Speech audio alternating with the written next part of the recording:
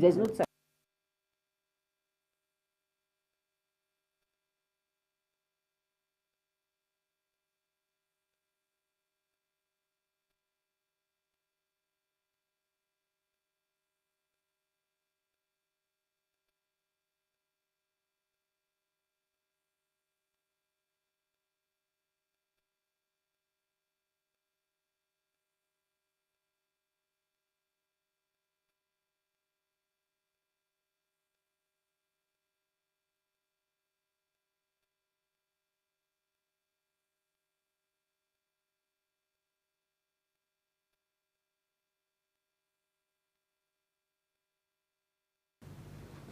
Hello and welcome to all our viewers in Nigeria and around the world to AM News on Global TV.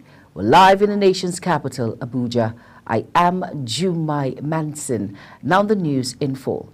President Bola Tinubu has signed the National Student Loan Amendment Bill into law.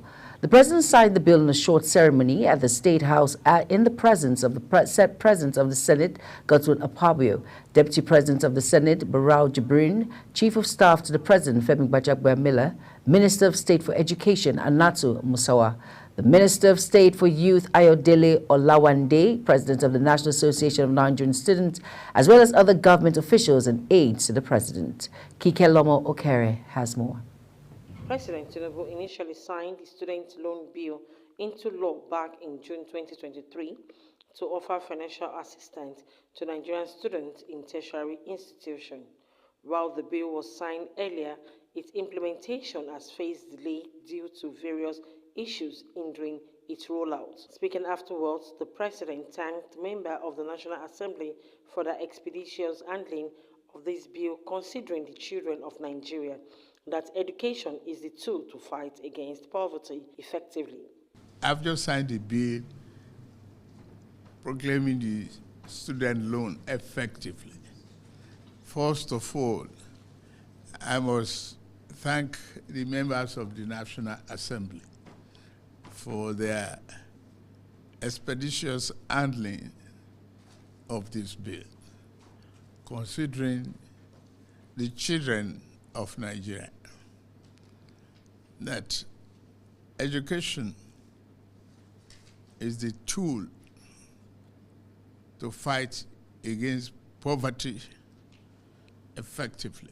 The new legislation repealed the previous Student Loan Access to Higher Education Act of 2023 and reenacts the Student Loan Access to Higher Education Bill for 2024. Kike Lomo Okere, Global Television News. The Lagos State Traffic Management Authority has warned motorists to observe speed limits when traveling along the extensive section of the newly repaired Third Mainland Bridge. This was disclosed in a statement issued by the agency's spokesperson Adebayo Taufik. He urged the motorists to observe all traffic signs and install technological equipment connected to traffic. The Lagos State government had on March 30th announced the planned reopening of the Third Mainland Bridge.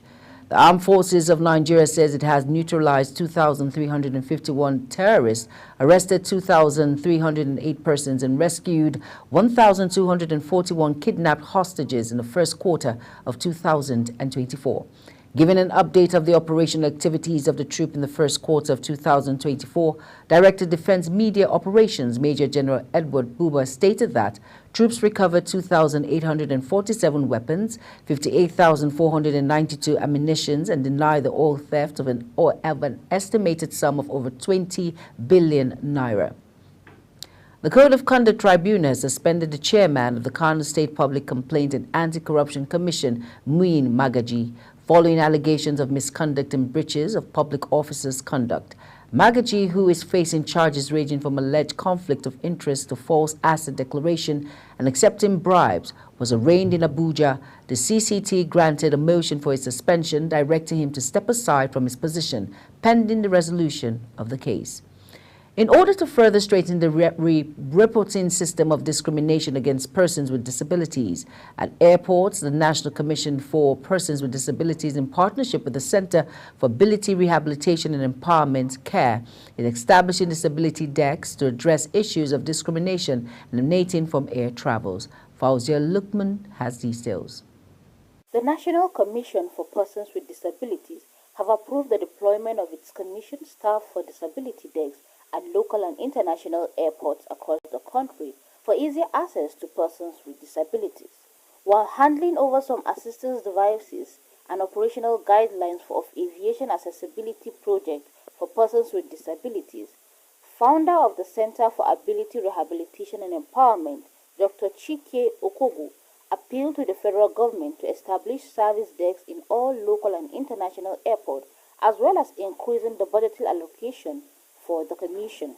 Beyond this project, funding is important for the lives of persons with disabilities. Please, Mr. President, we are begging. We persons with disabilities are not beggars, but we are now saying, we're using the word, please, sir, in the midterm budgetary allocation, can we have at least 1 trillion naira for persons with disabilities? Yes, it is international standards. Dr. James Lalu, the Executive Secretary, National Commission for Persons with Disabilities, in his response, expressed commitment to deploy manpower that would ensure sustainability of the project. Based on the powers vested in us to protect the rights and dignity of persons with disabilities, we are going to dig deeper with KFC to find out the root cause of this problem, and we must review all their policies and make sure that they align with the provisions of the law and the regulations that are here in Nigeria for the protection of the rights of persons with disabilities. Today, we are taking over a project by CHEERS where we made the initial commitment for the sustainability of this project. The National Commission for Persons with Disabilities will deploy our personnel into the Nigerian airport to provide the necessary support for persons with disabilities. The ES further appealed to the airport authority to secure an appropriate space where its staff can train to provide support for easy movement of persons with disability. Fauzia Lukman, Global TV News. The impeachment investigation panel proving alleged gross misconduct against the Edo State Deputy Governor, retired Honorable Philip Shaibu, has fixed Friday for his final adjournment for Shaibu to defend himself. The head of 7-man panel set up to investigate the allegations, Justice Stephen A. Omonua, retired, took the decision when he assumed its sitting on Thursday and the Deputy Governor and his counsel were absent. Omonua, retired, said that the panel would wait to see if the defendant will open his defense and thereafter called for the defendant, but Shaibu was absent and was not represented. The Edo State House of Assembly initiated the impeachment process. The Kogi State Commissioner of Police, Bernard Onoha, has presented checks worth 39 million naira to 25 families of deceased officers on behalf of the Inspector General of Police, Kayode Betokun. This was contained in a statement issued by the command spokesman, SP Williams Aya. He said that while the CP was presenting the checks, disclosing that the gesture was part of the Group Life Assurance and Group Personal Accident Insurance Scheme aimed at improving the welfare of the families of deceased police officers and to also support police officers who became accident victims while carrying out their duties. The CP said that the gesture was also to encourage other officers to active service to be diligent. President Bola Tinubu has pledged his support for a proposal for the direct election of members into the Parliament of Economic Community of West African State, ECOWAS. The chairman of ECOWAS stated this when he swore in 97 members into the 6th ECOWAS Parliament at International Conference Center in Abuja. The parliament is composed of 115 seats. Each member state has a guaranteed minimum of 5 seats, while the remaining 40 seats are shared based on population. They include 35 members from Nigeria and 5 each from the Benin Republic, Cabo Verde, the Gambia, Guinea-Bissau, Liberia, Sierra Leone, and Togo. Others include 8 members from Ghana, 7 from Cote d'Ivoire, and 6 each from Senegal and Guinea. Mali, Niger, and Burkina Faso have no representatives in the 6th Parliament, as these states have expressed their intention to exit the bloc. You're watching AM News coming to you live from Nigeria's capital, Abuja. We're on Star Times channel 276. Kindly follow us on all social media platforms using at Global TV NG and other handles now showing on your screen. When AM News returns, steady dollar supply pushes Naira to 1,262 Naira to a dollar. These and other more stories coming right after this break. Do stay with us.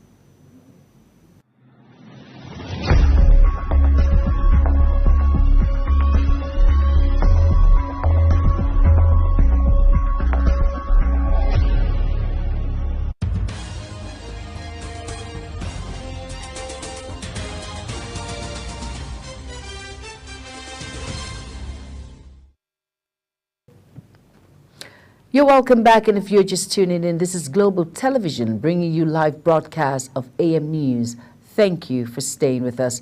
Over now to our foreign decks, rescuers in Taiwan are working to reach out to more than 600 stranded people a day after the island experienced its worst earthquake in 25 years. One survivor has recounted how tumors unleash rock slides like bullets around the coal mine. He was working at 7.4 magnitude earthquake hit near the eastern city of Helun, killing 9 and injuring more than 1,000. Some struck in tunnels and near a national park have been rescued by helicopters, but 34 are still missing. The official number of people trapped or stranded rose considerably from about 100 to 660 as people started getting phone call signals back in the mountainous region. Although all guests and staff of the remote hotel who cannot leave because of damaged roads, officials are now trying to work out the best way to get them out.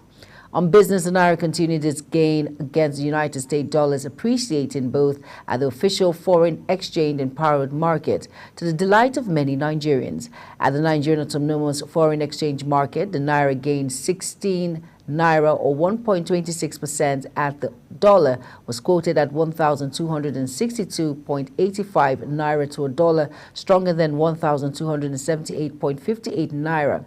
Data from the FMDQ Securities Exchange indicated this means the local currency has steady dollar supply, pushes Naira to 1,262 Naira to a dollar, continues its positive streak against the green with expectations of further appreciation. The appreciation of the local currency was attributed to the several foreign exchange policies implemented by the Central Bank of Nigeria to boost dollar supply and enhance transparency in the FX market. Manufacturers and organized labor have kicked against the federal government's 240% hike in the tariff payable by electricity users enjoying a 20-hour power supply. They insisted on electricity subsidy, warning that its removal will send manufacturers out of business and worsen inflation. The subsidy of electricity have been withdrawn completely from the tariff payable by power consumers in the Brand A category, who constitute only 15% of the total number of power users across the country. The government announced a hike in the electricity bill at a press briefing in Abuja by NERC, adding that those affected will now pay a tariff of 225 Naira per kilowatt hour, up from previous rate of 68 per kilowatt per hour, representing about 240% increase. Some communities in Abuja, Lagos, and Nasarawa are currently experiencing power outage due to technical glitches. The Ikeja Electricity Distribution Company on Tuesday said the service disruption was due to significant load restrictions across many of its transmission load centers. According to the power distribution firm, the transmission centers affected include Oworu, Maryland, Iteri, Isolo, Ogba, Alausa, Ejigbo, Alimosho, and others. In the same vein, the Abuja Electricity Distribution Company informed its customers in Nasarawa that they were in darkness after windstorms brought down transmission lines. A federal high court in Abuja has adjourned the tax evasion case involving Binance Holding and its executives. The Federal Inland Revenue Service had dragged the firm to court for tax evasion. The FIRS also alleged that while it was offering taxable services to subscribers on its trading platform, the company failed to issue invoices to the subscribers for the purpose of disseminating and payment of its value-added taxes. The matter was adjourned following the FIRS inability to serve Gambarian the charges in EFCC custody.